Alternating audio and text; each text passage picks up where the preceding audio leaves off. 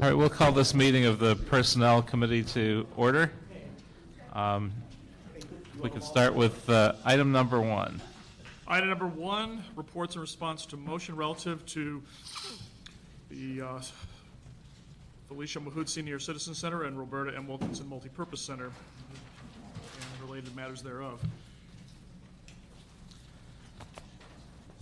And do we have Recreation and Park staff and other staff here ready to give us a staff report on this item?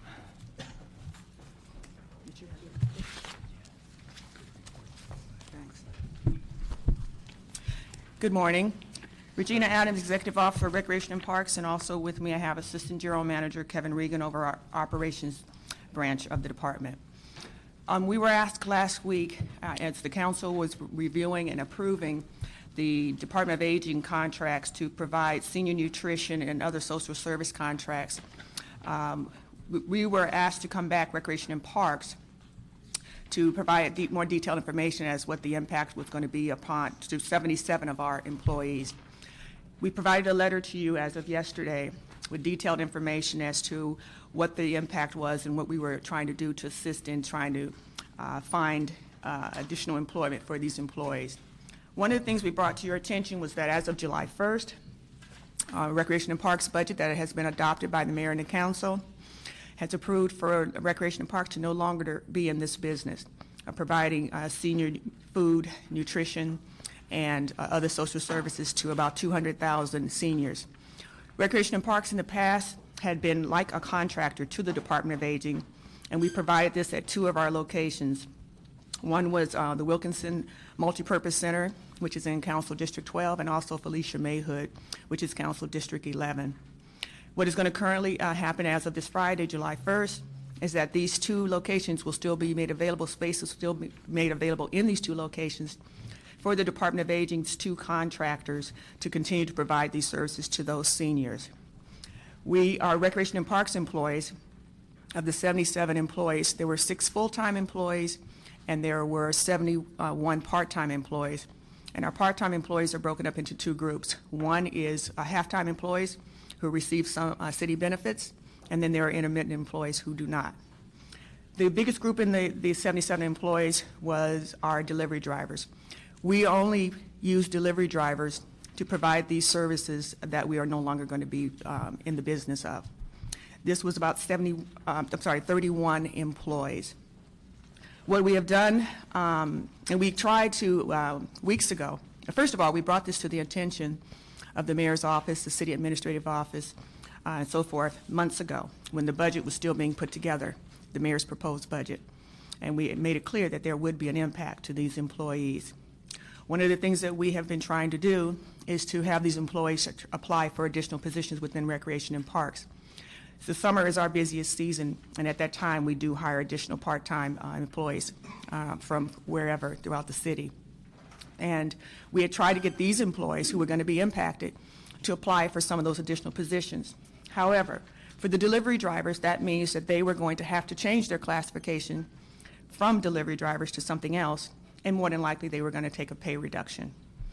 The employees did not take advantage of that, and here we are now at this late hour trying to assist in placing them. In the report we provided you yesterday, there are over 40 employees who have we've been in contact with who are either resigning, retiring, or they are taking additional positions in Recreation and Parks for the summer, part-time employees. And then there are some who have not yet gotten back to us. We also have for the Department of Aging, whereby the two contractors that they are going to be using at our sites, they have also reached out to the employees and have offered some employment to those employees as well. We also asked the Department of Aging to ask their other contractors to please reach out to these employees. So we're trying everything we can. We also work with the Personnel Department to see if, for the delivery drivers especially, if there were other departments that might be able to assist in hiring some of those employees. In our report, we provided you a list of those positions that are in the city departments.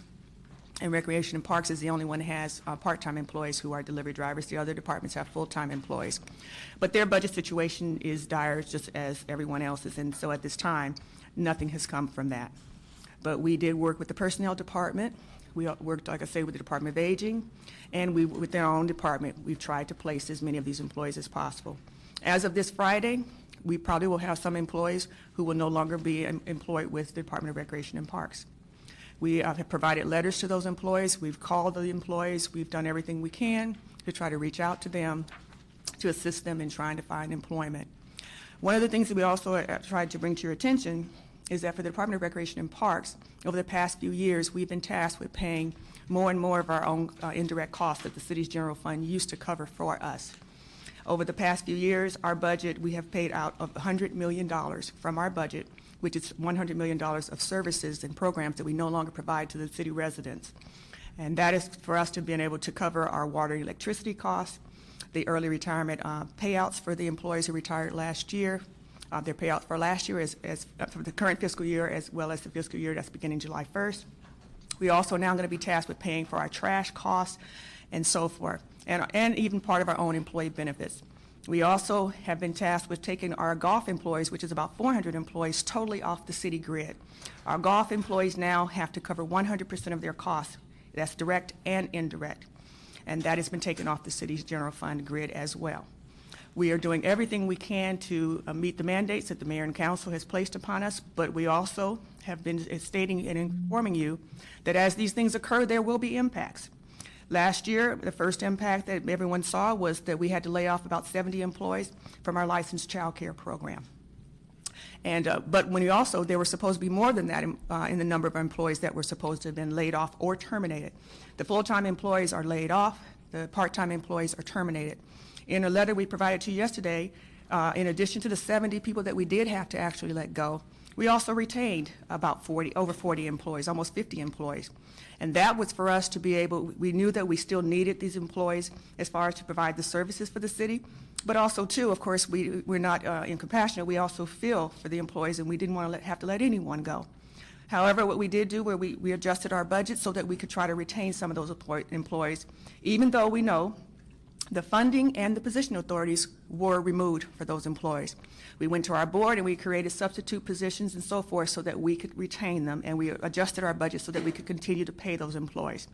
The situation we now face is that with those about 50 employees that we did retain, which are full and part-time employees who are still here, in addition to these 77 employees now who are impacted by this budget reduction for the senior nutrition program, is that we're not going to be able to continue all of the employees.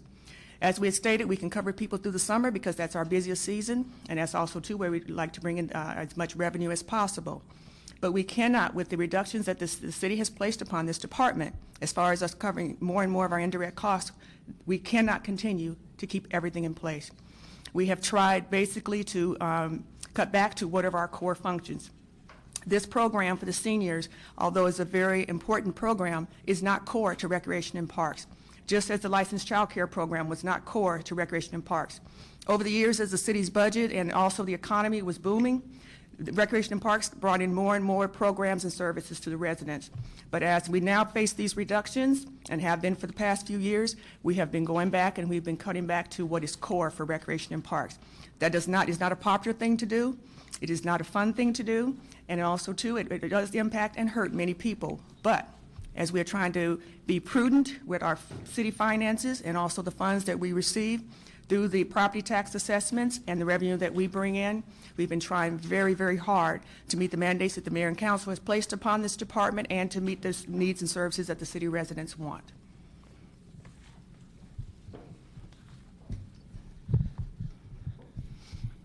Mr. Muckery, do you have anything to add to that? Councilmember, not at this time. I concur. Regina and I have gone over these numbers. And remember, this is basically programs that used to be grant funded by the state of California. They've reduced their grants both in child care. They've reduced their grants now in the senior programs to the point we can no longer subsidize these programs. And it's terrible. It's unfortunate. But we are at this point in time. The city is at this point in time. So probably the bigger question, obviously, I think we realize we're in an unfortunate situation. We obviously lose all these employees and pass on the program. The question is, how do we help the employees that have not either accepted a position elsewhere, like with the Jewish Family Service or elsewhere in recreation and parks.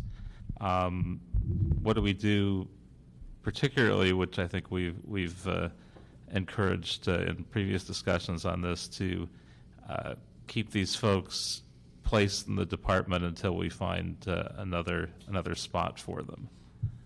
So I don't think we want to actually see any of them terminated or laid off on July 1st. I think we want to keep them on at least through the summer and hopefully until the placement process is complete. We certainly can work with the employees. My personnel department has met with every single one. We placed some. Some have decided they want to stay in their current position. I don't have the position anymore, but we'll work with them. But this puts me in a financial hole going forward. Right now, I'm $1.2 million in the red for next fiscal year. My budget still has 26 furlough days in it to balance it on paper. I have not seen if that all 13 million is going to come back or not. And so I would say this is a very, very poor, I can't tell you this is the best decision. On the same time, I made a commitment to ASME and Cheryl Parisi that we would do as much as we can over the next 2 or 3 weeks. But remember, I don't have this work anymore. It kind of, do we have them sit at the centers? I mean, it's kind of, we will work with them. And I made. We obviously have additional summer positions, so hopefully at least through the summer. If they're willing to take them, we're willing to place them. And that's the commitment I made with ASME. We did offer for all of these employees part-time employment in our other programs. However, the delivery drivers would have to change their classification, and it would be a pay cut. If they're not willing to do that, then we no longer have any employment for them. Well, and obviously, we recognize if there isn't delivery driver work, you can't manufacture it, so it's not going to be a perfect mesh. What can we do for folks that we're continuing to try and help if they make it through the summer and they're still not employed and we're still working on that? As Mr. Muckery has stated, as we approach the end of the summer, we will also hopefully have more information and we can see where our budget really stands. What we have tried to state in the letter to you is that we don't know what our adjusted budget is at this point. The coalition agreements that are currently being approved, there are offsets because there are different COLAs and also other changes within those agreements versus we lost almost $12 million in our budget for up to 36 furlough days. What we're stating is that we don't know, there is going to be an unfunded gap, and we don't know what that dollar amount is yet.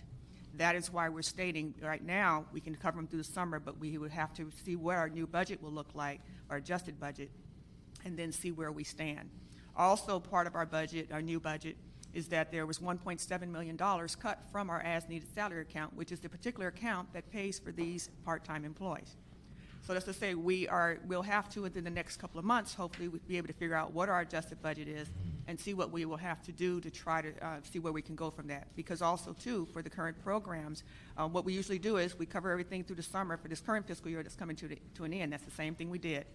We covered everything through the summer, and then we ramped down after the summer.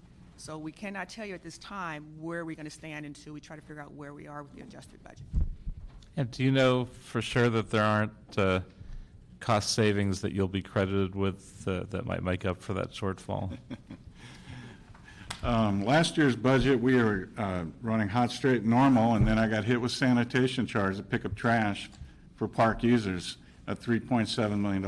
I mean, our budget's going to be in flux, and my commitment to this committee and the council in general and the mayor's office, we will do everything we can to stay in the black. Unfortunately, 90% of my budget is labor. And if we start cutting more, or there is a delta, it's going to affect labor. And yes, departments are going to be the ones up here in front of you to tell you that. And also one of the things that happened to our department this fiscal year is about a month ago, the mayor and the council came and took over $2 million back from us. So again, we keep readjusting and readjusting. and we're doing everything we can to handle that. But we don't know, again, if that's going to happen, because the situation that I just mentioned as far as an unfunded deficit is not just for recreation parks. That's going to be for most of the city departments, which means that they're all going to have to go back and look at and see what their adjusted budgets are.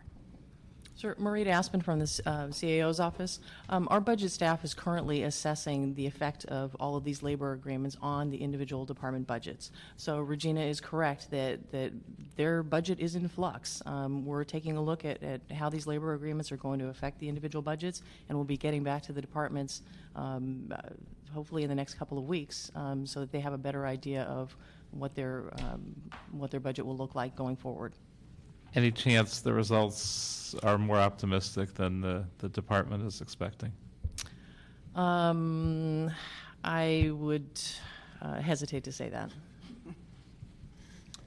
Okay, Mr. Zine? Thank you, Mr. Chair. The drivers, if that program's being eliminated, or the driver's position being eliminated, is someone else picking up that responsibility? Yes, the contractors that Department of Aging has in place, they will be handling that. And they have offered some positions to some of our drivers. However, the salaries will not be the same. And if the drivers do, and some of them are looking at taking those positions, how long they will no longer be city employees. They will no longer receive the benefits that they may currently receive from the city. And their salaries would be reduced. Okay, but they will have some type of position if they wish to pursue If that. they wish to. See, I understand if these programs are being eliminated, we can't create a position for a driver if we don't have one. And if those individuals aren't willing to take another position, which may have a difference in pay and benefits and salary, at least we're trying to do something for them. We can't maintain something that doesn't exist, and if it's been eliminated, it's been eliminated. So I understand both sides of that fence. We can't keep a driver if we don't have driver positions, and if the social service organizations are going to hire some, and it's a different environment if they wish to pursue that. But I don't know what other options we have. With the licensed child care program, that's still in existence under another private entity? No, No. what we did was, we looked at providing a service. Think of it, the same service is out there, but it's not called licensed child care. We have after-school programs at our rec centers. We pick up kids. We still use it. The centers themselves, the physical plants are being used. It's just that there were a few reasons why economically we could not continue to subsidize that amount of participation across the city. It was just phenomenal. No, I understand that. So who's running them? We are. Recreation and Parks. Recreation and Parks is With running. city personnel? Yeah. Correct. Okay. Because I was trying to decipher what you were mentioning, We still provide child care services. There was also an extra component, which was licensed child care. licensed child care. Okay, Correct. so it's a difference between the two. Yes. Okay, the other issue on the folks that we're talking about, the 77, the full-time, the part-time, are any of those students, or are they retired folks, or is the main level of employment, or is it supplemental One of employment? the things that we're facing is that, for example, these employees, 77 employees, range in age from 23 to 90. And so we even have an 87-year-old delivery driver. And so one of the things is that some of these employees don't want to change in what they're currently doing. One employee informed us, a senior employee informed us that she does social services, and that is all that she does. And so, we've told her we understand that, but we are no longer going to be providing that service. So we do have some other employment opportunities for her, but she would have to change from doing what she currently does. And she doesn't want to change. Right. Well, see, that's an option that Exactly. they have. If we're offering something and they don't wish to avail themselves of that, then we've exercised what we can exercise. We are taking note for every one of these employees so that we will know if they declined, if they're retiring, if they're resigning, if they're taking employment elsewhere within Recreation and Parks, if they're taking employment with the Department of Aging contractors, if they're going to try to seek employment elsewhere in the city. We're taking note of every one of those things. So we're trying to place them someplace. Yes, we are.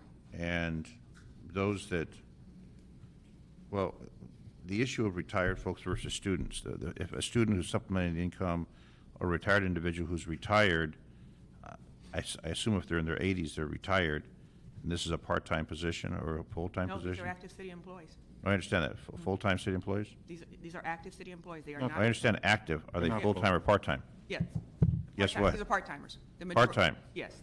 Okay, so if a person is 87 years old and retired from some other profession and doing this part-time to keep active and to earn some income versus someone who is a full-time supporting their family and this, and I'm trying to get a breakdown of what opportunities. I know the libraries are going to open up 7 days a week because of the bond measure that passed. Have we tried to find positions in the library for them? Yes, we are working with all the departments.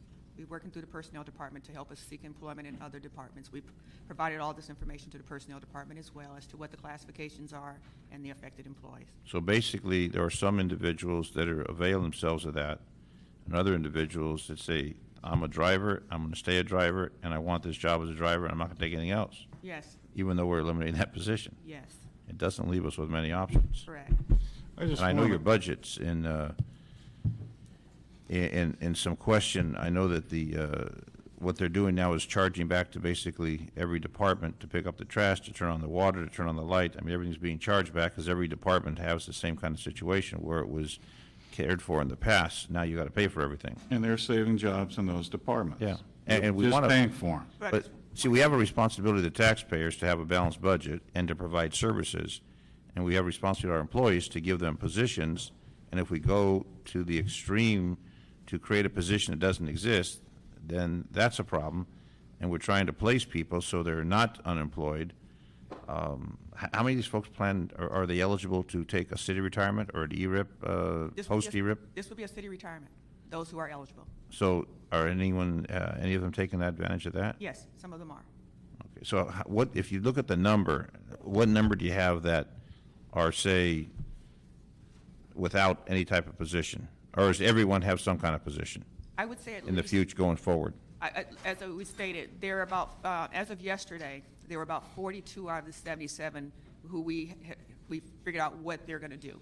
Either going to take employment with us elsewhere and so So forth. 42 out of 77 are taken care of. Yeah, there's over 30 right now who are still in flux.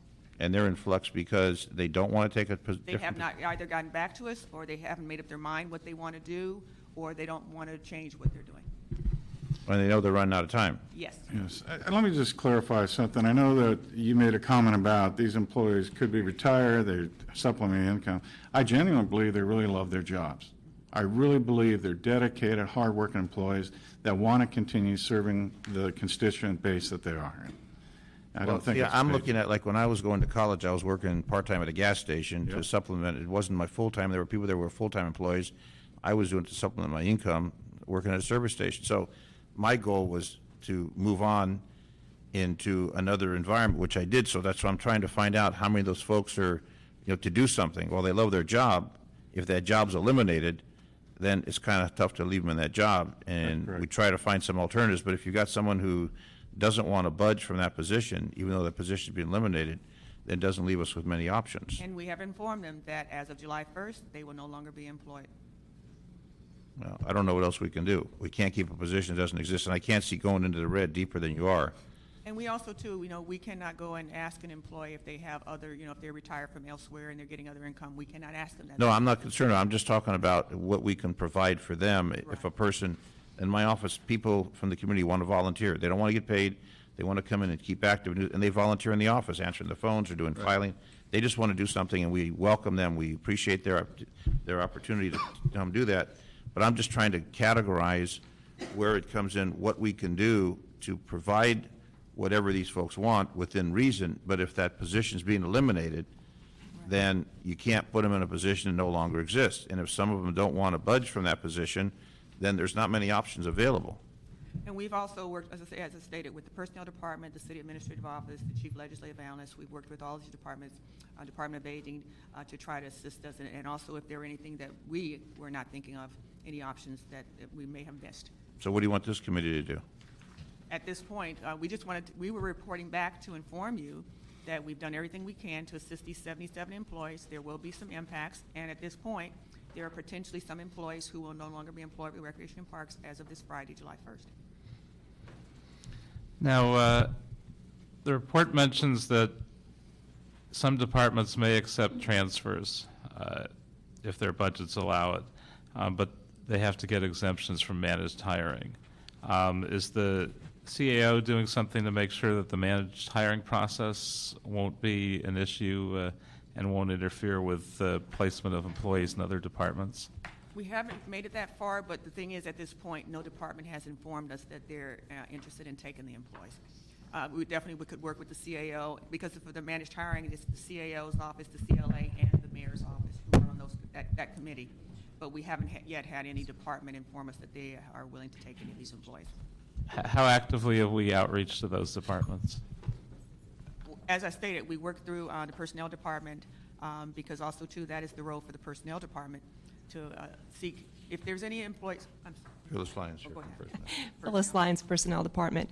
At the Department of Recreation and Parks request, we contacted 5 departments that showed that they had 14 positions for delivery drivers, because we were specifically asked to look into the possibility of placing the delivery drivers. Of those 5 departments, most of the positions have been eliminated. They were swept with the budget as of July 1.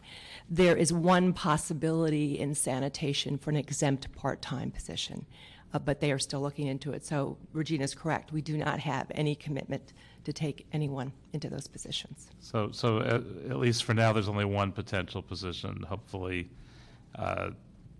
if that position is available, we'll expedite that through the managed hiring process. Well, I believe that sanitation believes they could go ahead and fill it. They didn't mention that they had a funding issue or a managed hiring issue with that particular position. But if that's the case, we would rush it through. You mentioned driver. The driver that is working at Recs and Parks versus the driver in sanitation, are they similar activities? I know driving's driving, but driving and sanitation, are they driving a sanitation truck versus delivering meals? No. The person who drives the sanitation truck is a refuse truck operator, not a delivery driver. So it's a different position. And a different job. license requirement. So it would be a compatible position. Exactly. But there's only one There's only one part-time. part-time. Yes. And the one you're looking at is full-time? No, all of our employees are part-time. Part-time. Yes. Okay. And I think my office had conversations with the CAO's office about the possibility of providing worker retraining. Is that actually being contemplated if it's necessary to place them in other departments? We But- haven't heard anything about any worker training. Do the departments have vacancies or openings? Would be the other question. The transitional worker class is normally used as a transition from one civil service position to another civil service position. In addition to that, in our discussions, just with these, on our ongoing discussions related to placement, because we had a number of filled positions that were eliminated as well this year, which will result in probably very few layoffs. But what we've discovered is departments either don't have the positions any longer because they were eliminated, vacant positions as part of the budget process, or they don't have the funding for the very few positions that they do have. We have, at this point, citywide, 11 possible jobs that someone could train for, and they're quite different from these particular classifications that we're looking for in terms of skill set. Are there any openings? There are 11 vacant positions at a citywide right now, yes, that could be filled if we could find people with the correct skill sets to fill them. But in looking at the classes, it's an unlikely fit for the individuals that hold these positions. And We could look into it further, but it's an unlikely fit. I believe the only departments in the city that also utilize part-time employees are Recreation and Parks, Library, Zoo, Personnel. So it's only a few departments even utilize part-time employees.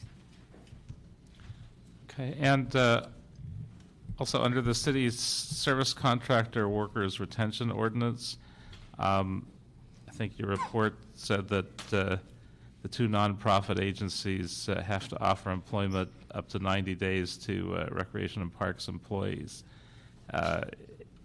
Is that correct? And what about the Department of Aging? Are they required to offer employment in-house if positions are available? No, the service worker retention ordinance is these contractors who are through the Department of Aging. That is why that they do have to offer the employment to these displaced city employees up to 90 days. So that it is Department of Aging. These are their contractors, and necessarily that's why it comes under the service worker retention ordinance. And they have to offer the employment up to 90 days, and the maximum it goes up to, I think, it's $15 an hour. So any of these employees would have to be offered that that kind of employment. Actually, the ordinance only requires that the contractors offer employment to those employees who are currently earning under $15 an hour. However, it does not limit them to also reach out to those who earn above that. And that's to say that's where our delivery drivers come in, because they earn above the $15 an hour. And these two contractors are, seeking employment opportunities with these employees as well. Okay, and we have some speakers from the public. First, Cheryl Parisi, followed by Ed O'Brien. Thank you. Good morning. Good morning. We're here to really ask that these workers' rights and dignity be respected.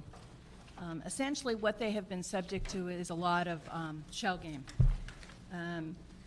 The coalition contracts have specific language that says that no worker in a coalition represented unit shall lose their job in the face of contracting out of the work, and that comparable employment will be found for them. And that agreement was honored last year when the ambulance billing unit was contracted out and those workers were retained in place. What happened here with this workforce, even though the department acknowledged that they had been talking and planning to do this for a number of months, they clearly have been making no provision for the workers. And when we sat down with them, it turned into a shell game on contracting. We were told that because they're no longer applying for a grant that they've administered for many, many years. These are longtime workers with the department, over 20 years. They're no longer applying for the grant, so that work is ending, and it's not contracting out because the grants are then being let by a different department, Department of Aging, and so it's not, quote, contracting out. I think that really disrespects these workers and really questions the integrity of a process. Certainly there was time. Commitments were made to the coalition as we were negotiating significant concession agreements that to the penny matched and met the city's numbers. I don't know what's happening in terms of the reconciliation of the coalition sacrifice with department budgets. That needs to happen. I know that in addition to the concessions made on full-time as it relates to furloughs, every single part-time worker in the coalition agreements also took the wage cuts. And in Recreation and Parks, out of a $20 million as-needed budget, those concessions should represent about $500,000. What we're asking for at this point is respect for these workers, grant them some dignity, and allow for some time to require the entire city and the Department of Recreation and Parks to continue to work diligently to try to place these workers. Not all of them have been contacted. Not all of them have been interviewed. Not all of them have been given opportunities. And we think that is the right thing to do. We're asking that time be granted, that they not be let go this Friday, and that they be retained by the department, that you would retain jurisdiction, and that you would require the department to report back, and hopefully personnel department, on placement activities. They fall betwixt and betweens, even under the worker retention ordinance, because they earn over $15 an hour. The contractors aren't even required to provide them jobs. It's just not right. And we're really asking this committee to stand up for these workers, provide some time, direct the department and the Rec and Parks and the personnel department to continue to work to place them, and ask them to report back so that there's some clear oversight. So what you're saying is the department wasn't accurate in what their comments were on this issue, where they contacted each and every employee? Well, they haven't. They said that if you read the notes, some of them haven't been contacted. Messages were left, but there hasn't been actual contact. We were just told verbally that everyone has been contacted. Well, contacted, i.e., I guess, leaving a phone message. And but interviewed and... No, that's not the case. Okay. No, that's not the case. If you read into the detail, again, maybe a phone message was left, but again, there hasn't been, an interview, Dialogue, a real interactive okay. process. I mean, the personnel department does a real interactive process with workers when they're attempting to place them. And we would ask that those same provisions be provided to this workforce, that they be retained for some period of time to allow for that, and that your committee would retain jurisdiction. And the problem, if the driver's eliminated, if that position's eliminated, as of July 1st? What do we do with those folks if that position is no longer part of the operation? Well, again, I don't know. Recreation and Parks has vast services. They operate numerous senior citizen centers. They operate a wide variety of they still run nutrition programs for youth. I don't know whether they're quote delivery driver type duties, delivering the food and the meals to all the recreation centers where they're providing meals in the summer to kids. I mean, those are big programs that the department runs, and so I think given the scope and vastness of the program, we would ask that there be due diligence. The efforts to place them clearly have been last minute. Had they been working over the last 6 months knowing that these workers were going to be let go, then we wouldn't be here today. But we're really asking for some time and for some diligence to try to work and place these employees. Gotcha. Thank you. Thank you. Next speaker is Ed O'Brien, to be followed by Blaine Campbell. Ed O'Brien. You don't look like Ed O'Brien. No, I'm not. No, I'm Ed O'Brien. Oh, we were just making sure she wasn't. I was here first. Anyway, is that okay to continue? Okay. Whichever one wants to go first is fine. Oh, I'd like to speak. Okay. I'm one of these 66, 72, 45, whatever number of employees that are being terminated. We're not terminated. We were told we're not terminated. We just don't have hours. It's kind of like being a full part-time employee. So tomorrow is my last day, basically. What I did, first of all, I scheduled rides for the frailest seniors in West LA at Felicia Mahood Senior Center. These are people that are blind, Alzheimer, use wheelchairs, walkers, dialysis patients, cancer patients. We got a message from the Department of Aging that we had to make a list of the neediest. This is a decision only Solomon or perhaps God could have made in a very short amount of time to do that. Even Solomon might have a problem with that. God probably could do it. Okay, so we were told that when the Jewish Family Services came in that everything would be the same. And we referred people to Mr. Koretz and to the other gentleman that, Mr. Rosendahl. They were told everything's going to be the same, exactly the same. Well, I'll tell you what, I have inside information that right now there's the Jewish Family Services have one van on loan, and they don't have the permits. There's a problem with the permits, which means that they may not have more than one van for several months. Now, we have been giving rides to these people, providing 4 vans, sometimes 3, a day. So that means a lot of people's parents and grandparents that are very frail are not going to have services. That's just the bottom line. As far as am I concerned, I worked with these people. I wasn't a driver. I just want to say that I have been offered interviews. I had an interview a couple days ago. I'm going to have an interview tomorrow. And I'm grateful for that. And I just hate leaving all of those people behind that are going to suffer. So you work in an office doing scheduling for the I scheduled 2 working days ahead. And I was there about almost 12 years. People I worked with, Carol Katz was over 25, possibly 30 years. And the Marcy Sipes, who just put this program together miraculously with part-time employees, did it for 25 years. They have retired, brokenhearted. I don't have much more I'll to have to say. ask you Really. to wrap up. Thank you. Hi, my name's Blaine Campbell, and I've been a delivery driver with the Senior Nutrition for 14 years now. And I'm very surprised at some context that I saw left out of the previous conversation here today. It sounded, the implication I took from what you were saying was that the city was feeling like they were helping us out, offering us other positions. There was no discussion of a pay scale other than a reduction in pay.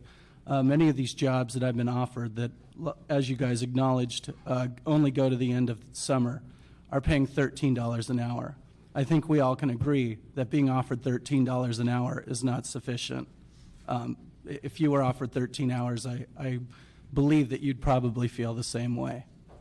I ask that with these job offers that the city is giving us, that they let us retain our pay, that they let us retain our classification. After 14 years of service to the city without ever being reprimanded, I understand you can't make your budget, but I, at least, and many of my colleagues have been good employees of the city, and we would ask that you would show us the respect that we deserve and that we can retain our pay scale with our benefits and our classification, regardless of where you choose to place us. Thank you. Is there anyone else that one lady. wish to speak and had not yet filled out a card? You could fill out a card after if you can both come up and speak. Just be sure to fill out a card once you're done. Okay. Good morning. My name is Teresita Oliva, and I work for the Wilkinson Center. I'm a delivery driver. I was doing grocery shopping for inbound seniors. I've been working for the center for 4 years. Also, my husband for 11 years. As you well know, my husband was offered a job, but he didn't take it because he has to use his own car to deliver 40 meals in 3 hours, which we can't afford at this time. Between me and my husband, it's a full-time job, full-time paid that we're gonna miss bringing home. We have 4 kids. We're very concerned about our benefits. Myself, my anniversary is August the 30th. I'm just about 75 hours to make 1,040, which the city does not allow us to work more than 1,040. Am I correct? I believe that's correct. So what's going to happen, especially with me, at this point? Can they find a job for me? Just make it in 2 weeks. I will make maybe 2-3 weeks. I'm done with my 1,040. So what's going to happen with me after that? Can I collect unemployment? Will I have a job after August 30th? That's my main concern. Okay. I understand that as I was here listening that they don't have the delivery driver position anymore, but as the gentleman said, I would like to, be transferred or keep my same rate if it's possible. Okay. Thank you. Thank you. James, excuse me, James Don, Department of Aging, Assistant General Manager. There was a comment made about the transportation program and whether or not services will be delivered. I'm here to say that we've been working with our contractors and service levels will be maintained. In terms of the backup vehicles from JFS, all of our service providers always maintain a permitted backup vehicle for use. What we normally do is if there's any service drops, we bring in all available resources from the surrounding areas. We've done that before a couple of years ago in another service area where we had to switch providers. We brought in other resources, service levels were maintained so that there weren't any interruptions. So we do not anticipate any service drops. We're working closely with our providers, and we have permitted vehicles on standby to fill in any need that we come across. So you would say it's not correct that there's only one van to do the work that 4 vans were doing before? Correct. We have other vans throughout our network, and they're all permitted. So you're assuring us that some of these frail seniors and disabled seniors will get the same services that they were getting. It won't be that kind of a drop-off. No, that's we're working very hard on that. We've been meeting with both Rec and Parks and our contractors constantly for the past month. Actually, some of the vehicles that Recreation and Parks currently has that for this program are transferred over to Department of Aging. They were originally grant purchase vehicles, so they go with the program. Correct. Also, I'd just like to add a couple of comments. First of all, I'd like to say communication is a two-way street. One of the Recreation and Parks employees who just came before you, that particular individual is currently one of our delivery drivers who makes about $22 an hour, and he was offered a position, a part-time position as an administrative intern that makes about $22 an hour, and he declined. So one of the things you have to be very careful about is that we have been trying very diligently to try to get these employees to take other employment opportunities within Recreation and Parks. As a matter of fact, we had informed them months ago that they should start looking at those opportunities, especially since we know we were ramping up to hire in the summer, and a lot of the employees chose not to either do that or they were not interested. So they were informed about that. Even though we couldn't officially give them anything in writing telling them this was coming, we did tell them this was approved as of July 1st as in the adopted budget. So we have been seeking to let these employees know that. I think also part of the problem with the communication was that also too, when we met with Cheryl Parisi, asked me and her staff, one of the things I think the employees were under thinking that they were not going to be harmed, that they would continue as delivery drivers at the salaries that they were going to receive. We made it very clear that was not going to occur. As of July 1st, they will remain on Recreation and Parks payroll. However, we will offer them no hours because we cannot make a gift of public funds for work that we no longer have for them. So we've tried to make all these things very clear to the employees. We've tried to work with them. We've tried to work with their coalition representatives and so forth. And also, too, as I mentioned, and also in our letter, one of the things that we've done is that they were coalition members who were supposed to have been either terminated or laid off last July 1st, and Recreation and Parks retained about 50 people. So we've also done that. So we've also done as much as we can to try to save as many coalition represented employees as possible. Well, I think we're going to have to move on Yes, this we do. We've agenda got a item. number of items. We've got at least a couple that we have to get through before a council meeting. I'm not exactly sure where we should go with this, but I would like to see us retain all the workers that we're talking about eliminating on July 1st until the placement process is complete. And I don't know if we have the ability to give that direction, or if we can The question I would have direct that is, and have that come to the council. does the department have the funding to maintain those positions if the funding's been cut? If Mr. Muckery, the general manager, says they're already below funding, and if we retain these and not have a position for them, there's that category of a gift of public funds. What are we going to have them do? If they're not delivering, what are we going to have them do? I mean, I understand and I empathize with the employees, but if we're eliminating a program, say we're not going to have this delivery program, how do we retain those employees after July 1st in a program that no longer exists and continue to pay them? What are they going to do? That's the problem. Yes, because even Cheryl Parisi had brought up about us using these employees for some of the other programs whereby we pick up kids and so forth. But we're currently using other coalition represented part-timers to do that. So now are we going to cut the hours for those employees? That was the other thing, do you want us to do that? But what if we move this on to council with no recommendation and then see if they can come up with something before it comes to council? With no recommendation? Because I can't see how we're going to... Ms. Parisi, do you have an alternative suggestion before we do that?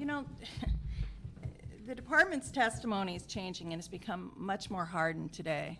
In the last committee meeting, they indicated, the Recreation and Parks uses the majority of their as-needed budget in the summer. It's a fluid budget. It's not position-based. It's dollars. There is flexibility. It's been indicated that the value of the coalition concessions have not been fully calculated or accounted for in the department. We determined that it's at least $500,000 in the as-needed account that is effectively given back. We think that there should be some flexibility here. There should be an opportunity to work with these employees. I'm not sure what the transition issues are. I can't imagine these employees are walking out of the centers tomorrow. The providers are coming in on Friday. What are the transition issues?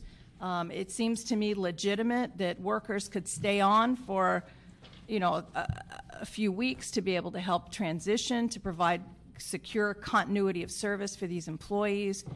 These are all important issues. I mean, the employee just raised the whole question of Y rating. There needs to be serious discussions about the impact of this decision on these workers, and it has not happened. We were essentially, received an email that, you're out of luck because we've determined that this is not a contracting issue because of the shell game.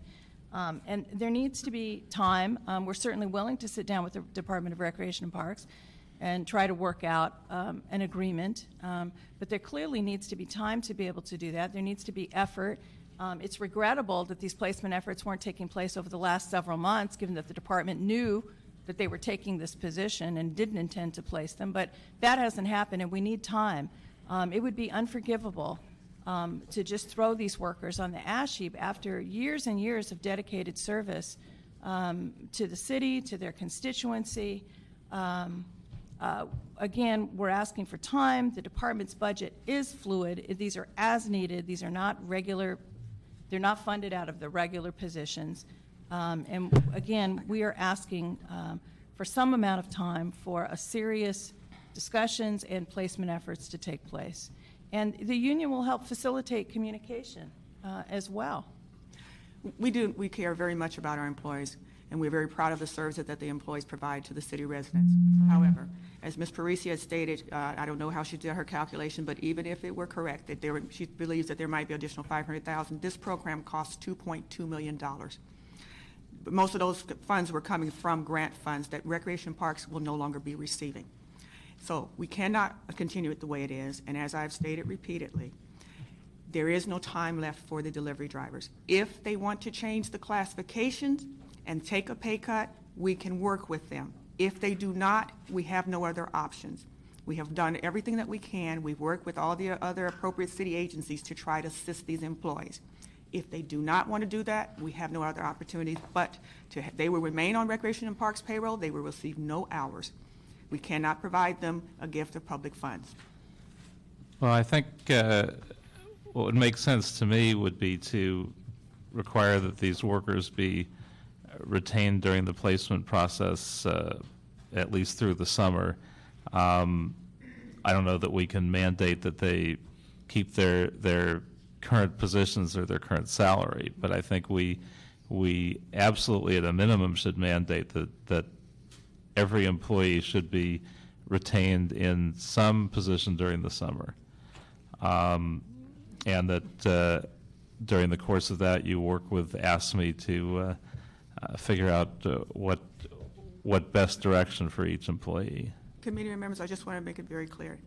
These employees, except for the ones who are resigning or retiring, they will remain on the city's payroll through Recreation and Parks. However, if they are not in a classification whereby we can use them for other purposes, they will not receive any hours.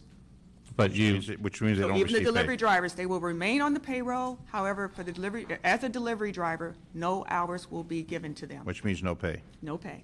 And the loss of their benefits. And the loss of their benefits, that is correct. But if they're willing to accept the change to another classification, they'll be given another There is no- position. Yes, and there is no At Y least through rating the for summer. part-time employees. And those are under special circumstances for full-time employees, and that happens very rarely. There is no Y rating for part-time employees. These are as-needed classifications and as-needed jobs. And they are at-will employees. And Jewish Family Services is not going to pick all these folks up. Jewish Family Services and Valley Interfaith we're looking right now to see how many they can pick up based upon their operations. However, like I state, they are mandated to offer employment to these employees. Whether or not they're able to actually fund all of them, I do not know. That's for the Department of Aging to answer. I'm not sure that would occur, but they do have to first work with these employees to try to offer them some type of employment. That would be my motion, that every employee be retained in some capacity and be given hours. I don't think that we can require that they be maintained in jobs that don't exist or salaries, but they all have to be offered some sort of position and be given the hours that appropriately would be given to those positions. And respectfully, council members, this would come under the purview of the Recreation and Parks Board. And as I stated, if we were to take a report to the board, this would be our recommendation, that those employees who have either resigned or retired, they will be removed from the city payroll, for the active payroll. For those other employees, they can remain on the payroll for Department of Recreation and Parks. However, that does not mean that they will receive any pay or any benefits if they are not working for us in a classification that we can currently use. Now, that's not a direction that I would find acceptable. So I would move, again, this recommendation that we would give this direction to the department and move that direction to the city council. So if we do that, it'll come back to the council after July 1st. It's scheduled for council today. This item. Well, then we'll have another debate on the floor. So we'll move that forward with that recommendation, and we'll discuss this again in council. Okay, Mr. Chair? Thank you. Thank Okay. you very much. Okay. Thank you. And next.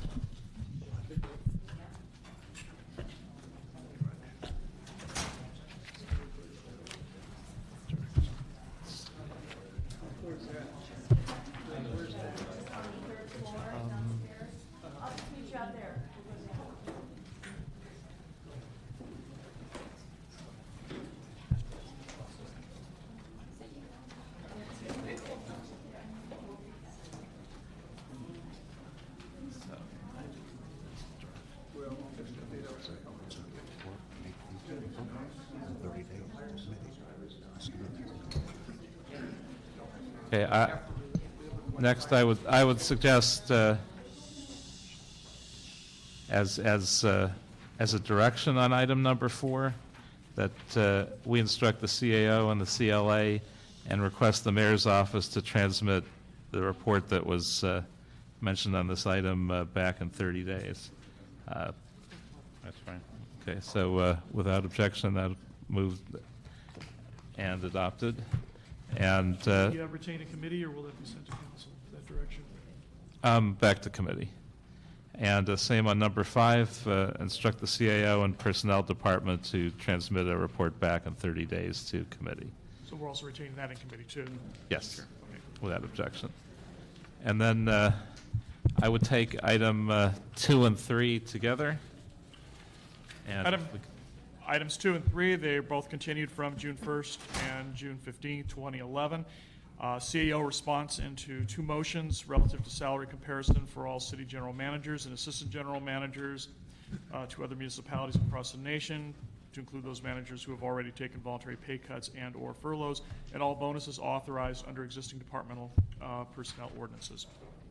Okay, and do we have a representative from the CAO's office ready to make that report? You're stuck with me, sir. Maureen Aspen Happy from the to have CEO's office.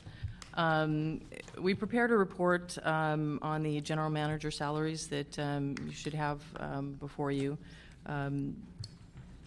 Basically, we have an attachment that lists the 39 city general managers and 146 general managers from Los Angeles County and other jurisdictions. As you can see from that report, we've highlighted the city general managers in green on that report so that you can see that they're spread out fairly evenly amongst the jurisdictions that we were able to look at. So we feel that our salaries are extremely comparable to the ones that we've looked at. The other question that you had was as far as pay cuts and furloughs for general managers and assistant general managers. Of the 98 general managers and assistant general managers, we found that 52 of these individuals had taken pay cuts ranging from 2% to 9.8%. Of the 46 individuals who did not take pay cuts, those were all in departments that were proprietary, where the employees themselves were not required to take furloughs. For example, airports, harbor, lacers, pensions, sanitation, those types of areas. But everyone else did take a voluntary pay cut. So where the employees were required, the general managers and assistant general managers took pay cuts? Correct, yes. Okay. Every one of them did. But it didn't seem fair that the employees would be furloughed and then the executives would receive full compensation. Correct. And on the last page of this report, there's a chart that lists the number of people. As you can see, 12 individuals actually took a 6% pay cut. 8 took 6.4, so many of them did take quite a pay cut, and equivalent to what their employees would have been subjected to. Although many didn't as well. 46 took no pay cut. Right, and those 46 again were in the proprietary and the special funded departments. And those departments didn't require their employees to take furloughs or pay cuts? Correct, yes. So yes. it balanced. So the departments that were requiring employees to take furloughs, the administrators of those departments took voluntary pay cuts. Yes, they did. And then the departments that didn't have a cut or a furlough, those general managers did not. Correct. And the ones that did all ranged between 2% and just under 10%. Correct, yes. So did you have any questions on that particular report? Well, the first part was to find out if our salaries were in line with other jurisdictions. And your report of the other jurisdictions and your testimony is that we're in line with other jurisdictions. Yes, sir. As far as our salary level, it's not excessive for this particular region of Southern California compared to other agencies. Correct. Other departments, I should say, other cities. And I know there are even some small cities, not Bell style, but there are some small cities that have paid their city managers a wage that's high on this scale, but not necessarily undeserved. So, like the cities of West Hollywood and Beverly Hills, for instance, have paid their their city managers a pretty high salary on this scale, but they're very capable individuals, and generally they find are worth it. Looks to me like we're not particularly out of line in any way. Well, that was the question, to make sure that we're not out of line. Since we have reduced workforce, we have people on furloughs, that we wanted to be fair to the employees, also to the general managers, the assistant general managers, general manager all appointed by the mayor, confirmed by the council, but we wanted to make sure we were in line. So obviously, from your report, while some of these numbers may seem high, they're not high in comparison to other agencies. No, they're not. I think we have a comfort level that we're very comparable to other jurisdictions in the area. Okay.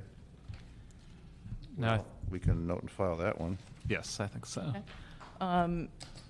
And you also have a report on city employee bonuses that was originally submitted on May 31st. Basically, what we tried to do is list all of the employee bonuses. So, for example, for fire and police sworn employees, we've got a total of about 8,600 bonuses that are paid on a regular basis in the fire department, and about 36,000 bonuses that are paid on a regular basis to employees in the police department. So it's a total of about $125 million for police and fire in bonuses, and then about $32 million for civilians. Now, you have to put that in perspective, that equals about $157 million. Our total annual city payroll is $3 billion. So that's really 5% of our annual payroll is in bonuses. And the attachments list out the specific bonuses and the reasons that they're paid. And as I pointed out in the report, 99% of these bonuses are negotiated in the individual MOUs with our bargaining units. As an example, this book contains all of the salary appendices for the MOUs for the City of Los Angeles. These specify what the bonuses are paid for. So these are all negotiated with the bargaining units. So if we were to try and eliminate any of these, they would obviously be the subject of bargaining with the employee organizations. Well, the concern was, and this really doesn't outline, it's a bonus code and number, but it doesn't really state, like a language bonus, it doesn't really give any specific information. Now, when we're looking at bonuses, if they're justified and they're negotiated, et cetera, but some of these bonuses, I think, have become locked into an organization and they haven't been reviewed. If you look at the number of bonuses for different categories, different positions, there's an incredible number of bonuses, and you're looking at what percent of the salary that is, which I don't see listed. And when you look at for example, the SWAT team, I can understand the SWAT team receiving a bonus. I can understand hazardous activities for receiving a bonus. But when you look at, and I think we need to have a more detailed report, and maybe your book has it, but not to pick on any specific department, but I'm looking at an incredible amount of money for bonuses, and the question is that justified? If a person receives a bonus at an entry level, for whatever reason, and then moves up the promotional ladder, does that bonus stay with them, or is that bonus locked into that particular position? Language bonuses, other bonuses. If you leave SWAT, does that bonus stay with you? If you're in different categories, I heard that sanitation has some bonuses, and the question is, what are those bonuses for? Is it just become tradition? Do we need to analyze to find out? So I'd like to see, when it comes to the bonuses, the activity on so if you have a language bonus, should there be so many language bonuses for a department, period, and not go with the employee as they move up the ladder of promotion, because they probably won't be using that particular expertise. Right. The intent of all of these bonuses is that the employee will be paid the bonus only when they are in that position doing that job.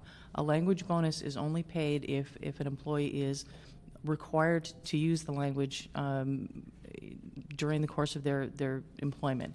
If they move to a position where they're no longer required to use that skill, that bonus is then taken away. And I'm not sure what specific bonuses Well, you had there's questions some that I've about. heard about, but like, I mean, just looking at this, and I don't know what department it is.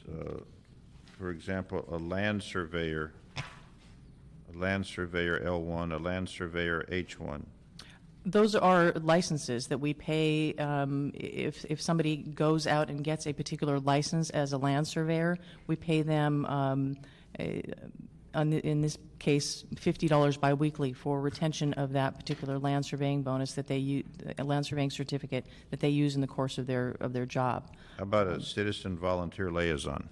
Those were negotiated with AFSCME for the PSRs that are assigned to the Communications Dispatch Center that work on a regular basis with our civilian citizen volunteers and coordinating that program. So you'll see quite a few PSR What about bonuses. pre-stress? I think we should get a bonus for Pre-stress that.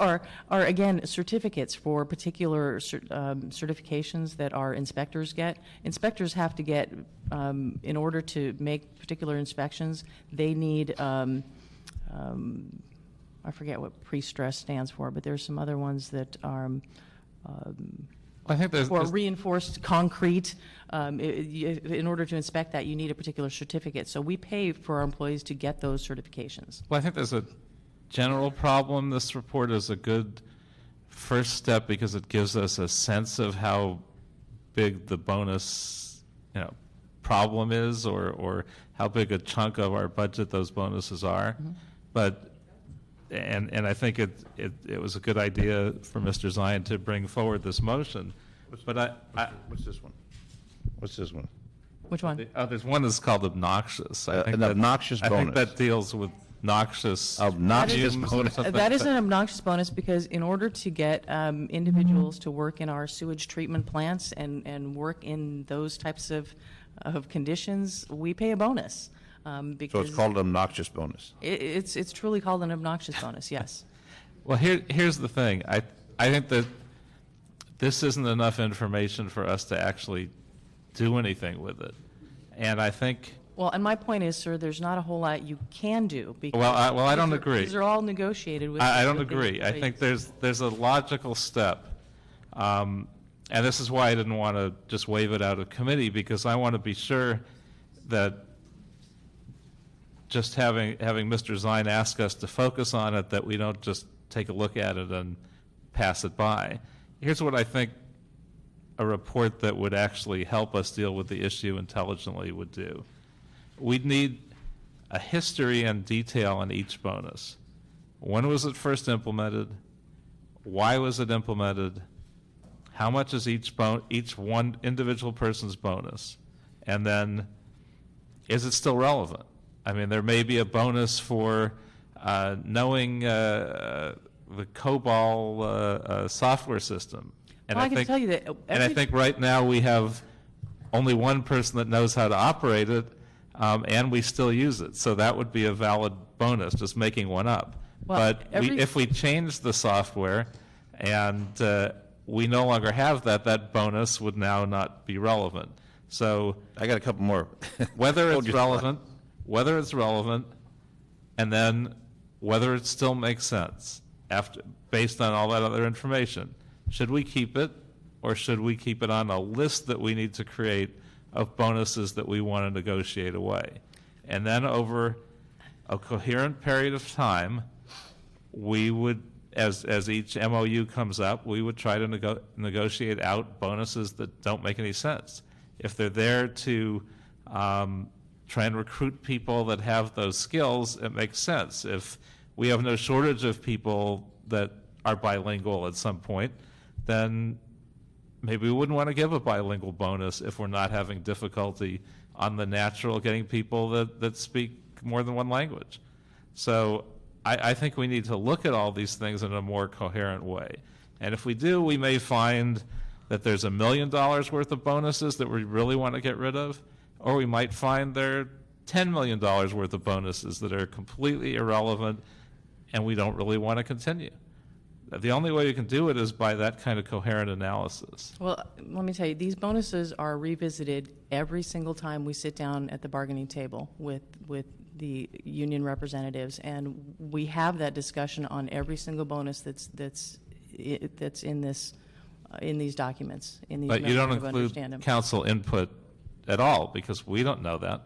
You'll tell us which bonuses you might have negotiated out, but no one from a policy perspective on the council has ever said, okay, here's all the bonuses, but we think this one, this one, this one don't make sense.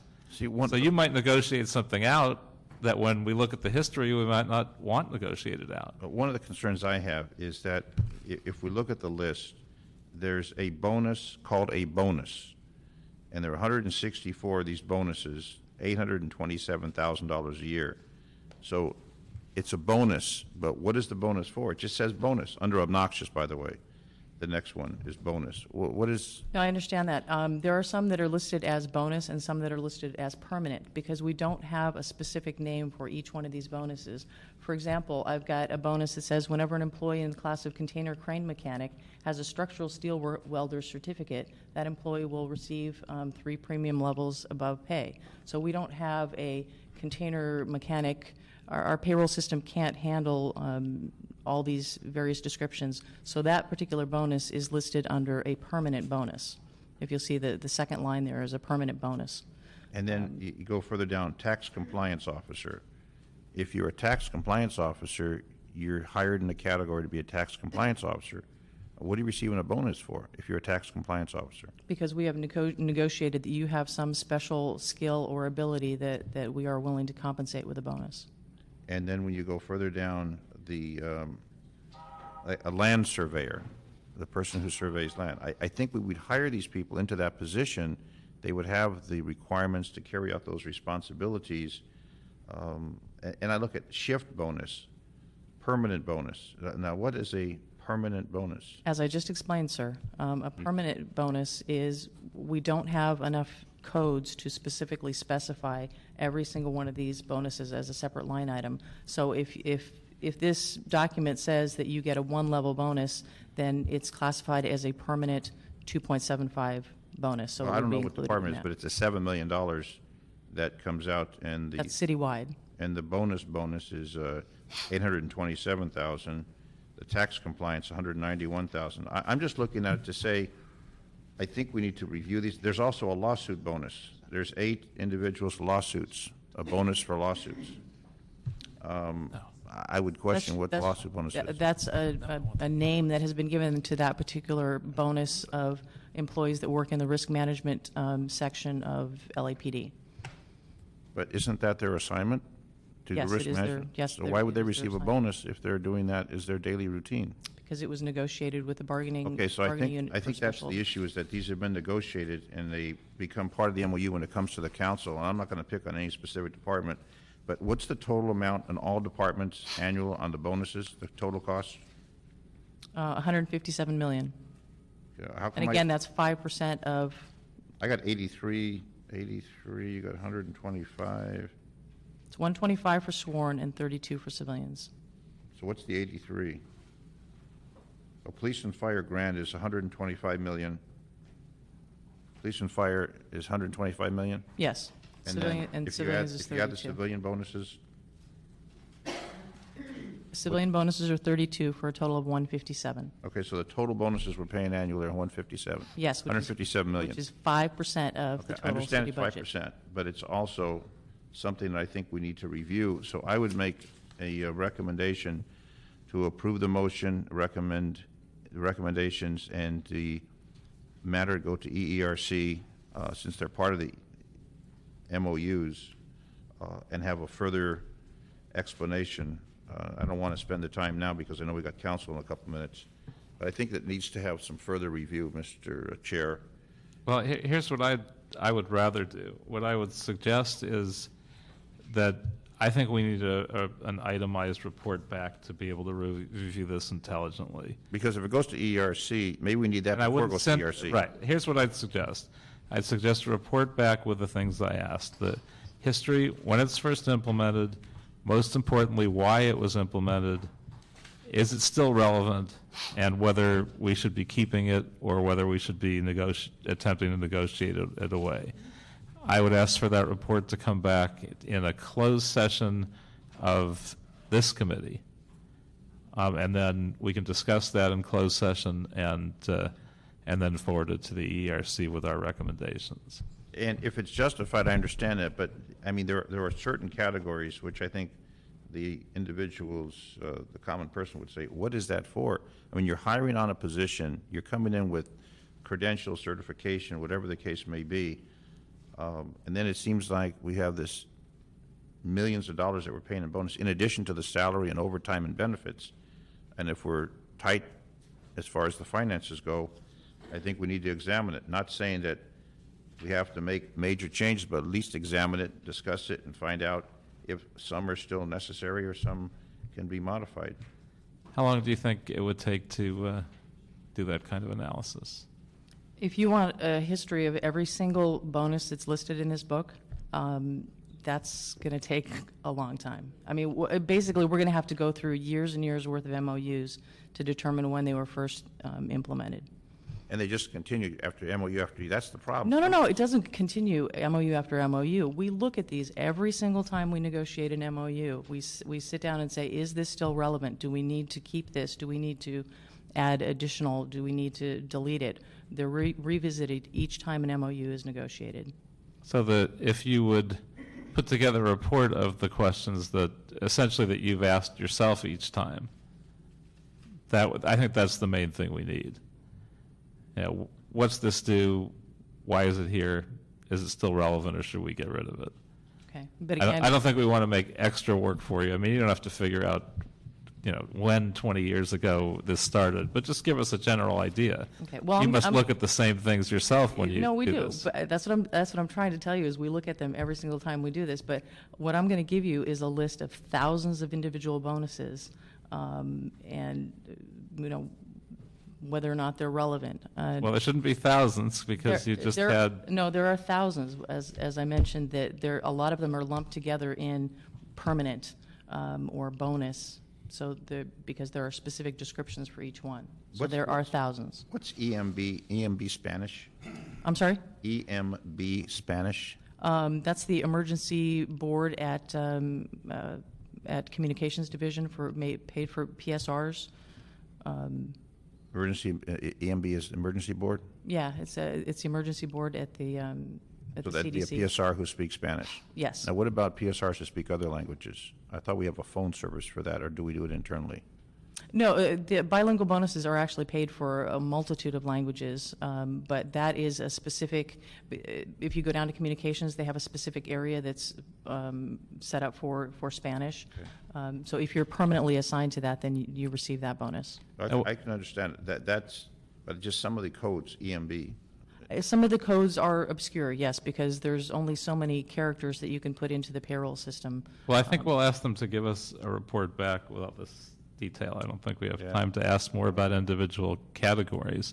Sure. Now, when you review this during each MOU, do you literally look individually at thousands of bonuses? Because I think we'd want to group this intelligently as you do it currently. Yes, I mean, every time, for example, these are all the bonuses that are in one particular MOU. So the negotiator that is assigned to this MOU goes through all of those salary notes as we do with everything that's in the MOU. Every single article is looked at to see whether or not it's necessary.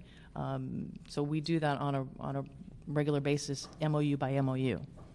So we can certainly give you a list of, I think that would make more sense by MOU, what the bonuses are in that particular bargaining unit. And all the description that we asked for, so we Correct. can make intelligent policy recommendations. What's a draft pool? Draft pool? Draft pool? DRAFT. Draft. I think we're out of time. I'd ask that you not ask or answer that. $135 a month bonus.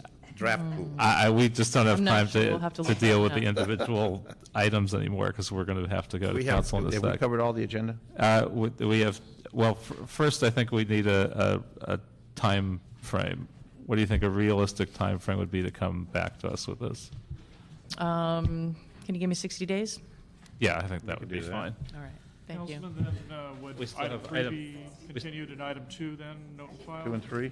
3 would be the bonuses, Yes, and 2 yes. would be the... Item 2 would be note and file, item 3 would be continued for 60 days. And item 6, Item 6 is adopted budget recommendations relative to instructing the LA Department of Transportation Personnel Department to report to Budget and Finance and Personnel Committees on hiring and training plans for part-time traffic officers. They're here, too. yeah, I don't know that we're going to have time We're to not- we're not. discuss this. We're already late for council. I have some direction to propose that we get a report back to committee in 30 days as directed by the budget on planned use of part-time employees to run the program, that we work with the employee representatives and report back on the possibility of full-time use of traffic officers, given the no furlough plan that's contemplated in the current budget, and that we implement a 30-day moratorium on the hiring of part-time officers until a suitable decision on this can be determined. I concur. And with that, we are adjourned.